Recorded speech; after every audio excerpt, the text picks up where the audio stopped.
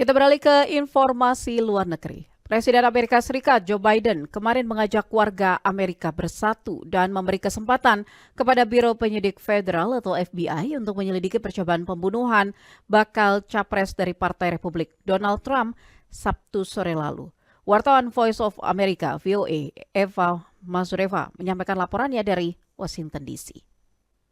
Presiden Joe Biden pada hari Minggu menghimbau agar Amerika bersatu sebagai satu bangsa setelah percobaan pembunuhan terhadap mantan Presiden Donald Trump sehari sebelumnya. As I said last night, there is no place in America for this kind of violence or any violence for that matter. Berbicara dari Gedung Putih, Biden mengatakan sebagaimana yang disampaikannya tadi malam, tidak ada tempat di Amerika untuk kekerasan semacam ini atau kekerasan apapun seperti ini.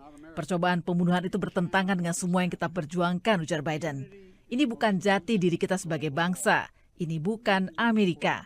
Dan kita tidak dapat membiarkan hal itu terjadi, tambahnya. Persatuan adalah tujuan yang paling sulit dipahami, tapi tidak ada yang lebih penting saat ini selain persatuan. Kita akan berdebat, kita akan berbeda pendapat, dan itu tidak akan pernah berubah. Tapi kita tidak akan melupakan fakta siapa kita sebagai orang Amerika, ujarnya. That's not going to change.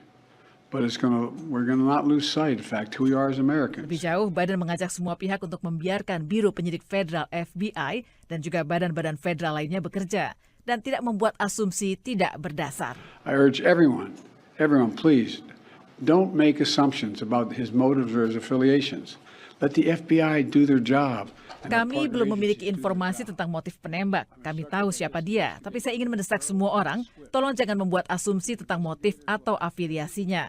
Biarkan FBI dan agen-agen mitra mereka melakukan pekerjaan mereka. Saya telah menginstruksikan agar penyelidikan dilakukan secara menyeluruh dan cepat. Para penyelidik akan mendapatkan semua sumber daya yang mereka butuhkan untuk menyelesaikan penyelidikan ini, tegas Biden.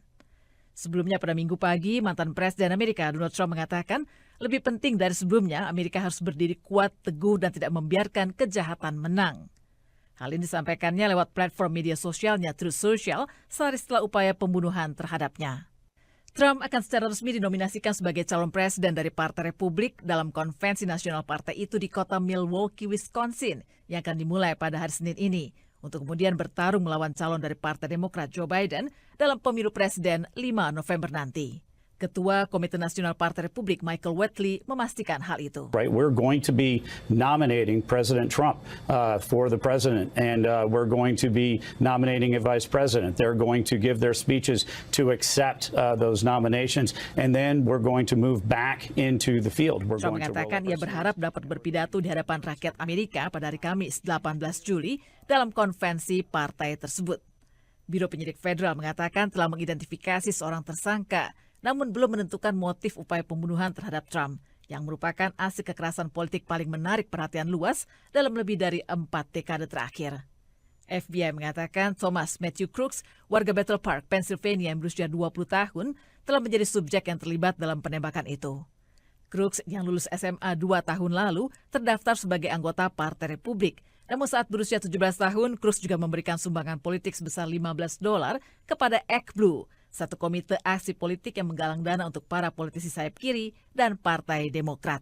And you know, that's a little bit old, that chart. That chart's a couple of months old, and if you want to really see something that said, take a look at what happened.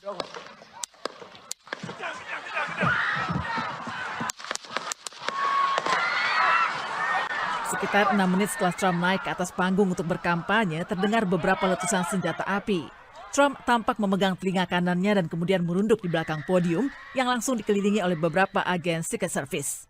Dalam sebuah unggahan di media sosial, Trump mengatakan ia baik-baik saja dan dokter mengizinkannya keluar dari rumah sakit Sabtu malam. Menurut kesaksian beberapa warga dan video yang diunggah di internet, penembak terlihat memegang sebuah senapan dan merangkak ke atas atap sebuah gedung beberapa saat sebelum serangan terjadi. Dalam beberapa petikan video, terdengar suara sebagian warga yang ada di sekitar lokasi yang berteriak kepada polisi untuk memberitahu soal laki-laki itu. Tapi belum jelas apakah polisi tidak bereaksi atau bereaksi bersamaan dengan terjadinya letusan senjata api. Secret Service mengatakan mereka berhasil menemukan senapan semi-otomatis jenis AR-15 di dekat mayat Crooks.